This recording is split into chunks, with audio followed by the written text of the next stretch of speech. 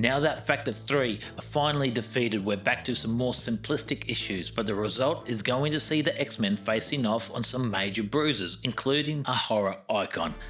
Issue 40 is a fun little issue where the X-Men look like they're ready to take on Frankenstein. Frankenstein's monster. Did you hear that? That was me rolling my eyes.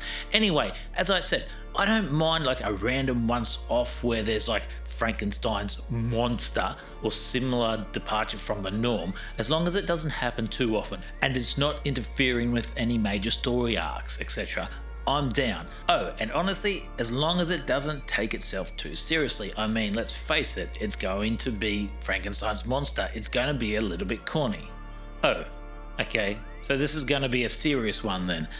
Alright, here we go. So in this issue it turns out Victor Frankenstein and his monster were real. Apparently, the monster got frozen in the Arctic much like Captain America, and in a similar fashion was found in a frozen state. Although he acts more like a Hulk, like threats like puny humans. Of course, Irrelevant Angel rushes in and there you go. Most of the issue is pursuing the monster across Manhattan, especially as he seems to have a single-minded direction towards the docks. For somebody made of dead tissue, he sure does put up a fight. Yeah, and for some reason he's got the ability to absorb Pew Pew Eye's optic blast and shoot him back at him. Look, I'm pretty sure that wasn't part of Mary Shelley's story, but anyway. I hope that's not canon. Well, McWheels uses his power to try and read him. Turns out he's more machine than flesh as the original stories led on, but in the end, Iceman starts freezing the monster, which eventually causes him to blow up. But didn't they pull him out of the ice? I know. Anyways, McWheels reads the monster's last thoughts, and it turns out he's actually an android placed there by an alien species 150 years prior as a test. And if the humans back then accepted it and helped it, the aliens would have visited us and ushered us into a new golden era. Nice work, Torches and Pitchfork Village. As I said, when I first saw the monster on the cover, I was excited to see what would happen, but I really think the issue was a wasted opportunity. Something as gimmicky as Frankenstein monster demands to be a little bit corny, yeah? Like, they could have gone full Scooby-Doo with it, but whatever, random alien species will do it as well. But it is a bit of a cop-out. Party poopers. Issue 41 and 42 are a double header, so let's do them like that, shall we? Big dude in the metro that can stop trains. A train that Bobby and Hank, coincidentally, are on with their girlfriends. They call him Grotesque, so the name sticks. Okay, so what's this guy's shtick?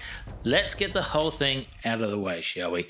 Basically, he was part of one of the 18,200,057 subterranean species that somehow seem to all exist within 616 Earth's core, 90% of which all live beneath New York yet have no contact with each other, except the Mole Man, who is at war with all of them. He's a big, princey, boofy bloke, and his people were going to ascend to the outer world, i.e. the surface, but an underground volcano killed his people and somehow we're responsible. Boo-hoo, sub, get over it. Also, we need to know there's a lab at a university with an oscillating machine that is attracting the big brute through its tremors.